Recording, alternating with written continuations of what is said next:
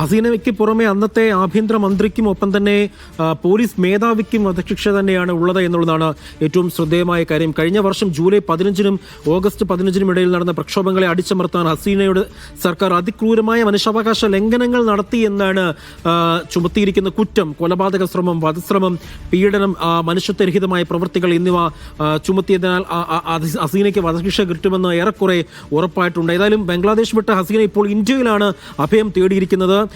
ഏതായാലും ഇനി നമുക്ക് അറിയേണ്ടത് ഇന്ത്യ ഇക്കാര്യത്തിൽ ഏത് തരത്തിലുള്ള നിലപാടെടുക്കുമെന്നാണ് ബി കെ.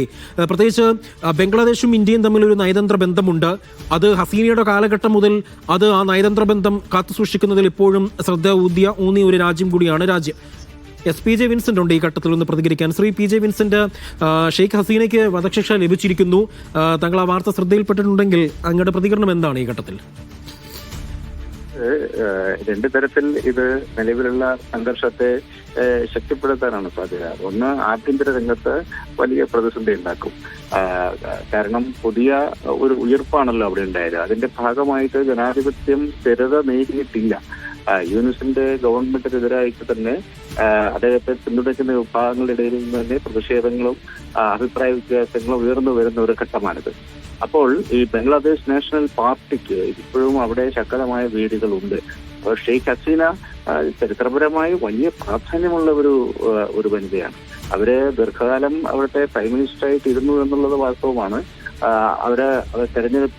തെരഞ്ഞെടുപ്പുമായി ബന്ധപ്പെട്ട് വലിയ രൂപത്തിലുള്ള റിഗ്ഗിങ് നടന്നു എന്നുള്ള ആരോപണം അവർക്കെതിരെ ഉയർന്നു വന്നിട്ടുണ്ട്. മാത്രമല്ല 24-ലുണ്ടായിട്ടുള്ള കലാപം, അതിനെ അടിച്ചമർത്താൻ അവർ ഉപയോഗിച്ചിട്ടുള്ള മാർഗങ്ങൾ വളരെ ഹൈ ഹാൻഡഡ്നെസ് ഉണ്ടായിട്ടുണ്ട്. ഇതൊക്കെ വസ്തുതയാണ്. അങ്ങനെ ഇരിക്കുമ്പോൾ തന്നെ the father of the Bangladesh nation എന്നറിയപ്പെടുന്ന ഷെയ്ഖ് മുജിബുർ റഹ്മാന്റെ മകളാണ് അവര്. മാത്രമല്ല ബംഗ്ലാദേശ് ചരിത്രത്തിൽ ഏറ്റവും തവണ ദീർഘകാലത്തേക്ക് പ്രൈം മിനിസ്റ്ററായി ഇരുന്നതും അവരാണ്. അത്തരത്തിലുള്ള പ്രാധാന്യമുണ്ട്. ഇപ്പോഴും ബംഗ്ലാദേശ് നാഷണൽ അവരുടെ Awami league, Bangladesh national party അല്ല അവാമി ലീഗ്, അവരുടെ പാർട്ടിക്ക് അവിടെ വലിയ സ്വാധീനമുണ്ട്. അപ്പോൾ ആഭ്യന്തര രംഗത്ത് ഇത് സംഘർഷങ്ങൾ മൂർച്ഛിക്കാനാണ് സാധ്യത ഒരു ഭാഗത്ത്. രണ്ടാമത്, ഇന്ത്യയും ബംഗ്ലാദേശും തമ്മിൽ ഏറ്റവും ശക്തമായ ബന്ധങ്ങൾ വളർന്നു വന്നത് ഷെയ്ഖ് ഹസീനയുടെ കാലത്താണ്. അത് ഷെയ്ഖ് മുജിബുർ റഹ്മാന്റെ കാലത്തും ഇന്ത്യയുമായി വളരെ അടുത്ത സൗഹൃദ ബന്ധം പുലർത്തിയിരുന്നു. പിന്നീട് യർഷാദ് 1980-കളിൽ അവിടെ പ്രസിഡന്റായ ഘട്ടത്തിലാണ് ഇന്ത്യയുമായിട്ടുള്ള ബന്ധങ്ങളിൽ ചില സംഘർഷങ്ങൾ ഉണ്ടായത്. ഇപ്പോഴത്തെ ഒരു പ്രധാനപ്പെട്ട വിഷയം, ഷെയ്ഖ് ഹസീന ഇന്ത്യയിലാണ് അഭയം തേടിയിരിക്കുന്നത്. അവർക്ക് വധശിക്ഷ വിധിച്ചതിന്റെ അടിസ്ഥാനത്തിൽ നമ്മൾ അവരെ കൈമാറേണ്ടി വരും. എക്സ്ട്രഡിഷൻ ട്രീറ്റി ഇന്ത്യയും ബംഗ്ലാദേശും തമ്മിലുണ്ടോ എന്നുള്ളത് പരിശോധിക്കണം. അങ്ങനെ ഉണ്ടെങ്കിൽ തീർച്ചയായിട്ടും ബംഗ്ലാദേശിൽ വധശിക്ഷയ്ക്ക് വിധിക്കപ്പെട്ട ഒരു കുറ്റവാളി എന്ന നിലയ്ക്ക് ഷെയ്ഖ് ഹസീനയെ ബംഗ്ലാദേശിന് കൈമാറേണ്ടി വരും.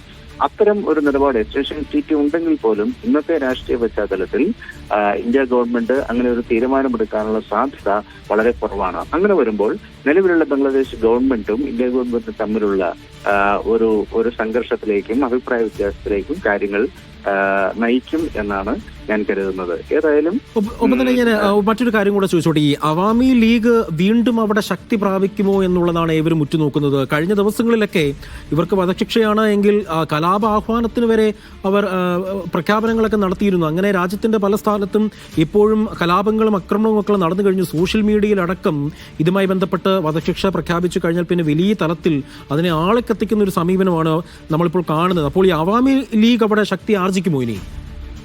തീർച്ചയായിട്ടും അതെ. കാരണം ബംഗ്ലാദേശ് രാഷ്ട്രീയത്തില് രണ്ട് പാർട്ടികൾ, അവാമി ലീഗും ബംഗ്ലാദേശ് നാഷണൽ പാർട്ടിയുമാണ് ദീർഘകാലമായി അവിടുത്തെ രാഷ്ട്രീയ സമവാക്യങ്ങളെല്ലാം നിയന്ത്രിച്ചത്. അതിൽ ഷെയ്ഖ് ഹസീന അവാമി ലീഗിന് നേതൃത്വം നൽകുമ്പോൾ ബീഗം ഖലീദ സിയ ബംഗ്ലാദേശ് നാഷണൽ പാർട്ടിക്ക് നേതൃത്വം നൽകുന്നു. ഈ ദിശയിലായിരുന്നു. അപ്പൊ അതിൽ തുടർച്ചയായ ഭരണം വന്നത് ഷെയ്ഖ് ഹസീനയുടെ ഈ ടൈമിൽ 2009 ശേഷമാണ്.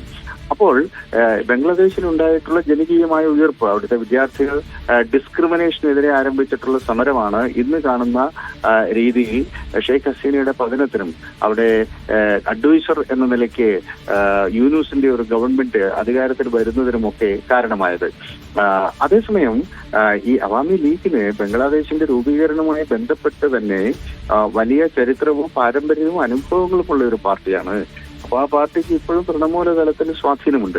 അപ്പോൾ ഇപ്പൊ പാകിസ്ഥാനിൽ ഇമ്രാൻഖാനെ ജയിലിലടക്കുകയാണ് ചെയ്തത്. അദ്ദേഹത്തിന് വിവിധ അഴിമതി കേസുകളിൽ അദ്ദേഹം ജയിലിൽ കിടക്കുകയാണ്. പക്ഷെ ഇവിടെ അതല്ല സംഭവിച്ചത്. ഇതിപ്പം അവരെ വധശിക്ഷയ്ക്ക് വിധിച്ചിരിക്കുന്നു. അത് തീർച്ചയായിട്ടും ആഭ്യന്തര രംഗത്ത് വലിയ സംഘർഷങ്ങൾക്ക് വഴിവെക്കും. മാത്രവുമല്ല, ഈ 2024 തെരഞ്ഞെടുപ്പുമായി ബന്ധപ്പെട്ട് വലിയ രൂപത്തിൽ റാഡിക്കലൈസേഷൻ നടന്നിട്ടുണ്ട് എന്ന റിപ്പോർട്ടുകൾ അവിടുന്ന് വരുന്നുണ്ട്. അവിടെ ഇന്ത്യൻ വംശജരായ ആളുകൾ, വിശേഷിച്ച് അവിടുത്തെ 1.5 കോടിയോളം വരുന്ന അവിടുത്തെ ഹിന്ദു വിഭാഗങ്ങൾ വ്യാപകമായി ആക്രമിക്കപ്പെടുകയും ആ വിഷയം ആഗോളതലത്തിൽ ശ്രദ്ധിക്കപ്പെടുകയും ഒക്കെ ചെയ്തതാണ്. അപ്പോൾ ഈ ബംഗ്ലാദേശിന്റെ ആഭ്യന്തര രംഗത്ത് സംഘർഷങ്ങൾ ഉണ്ടായി എന്നുള്ളതാണ് വസ്തുത.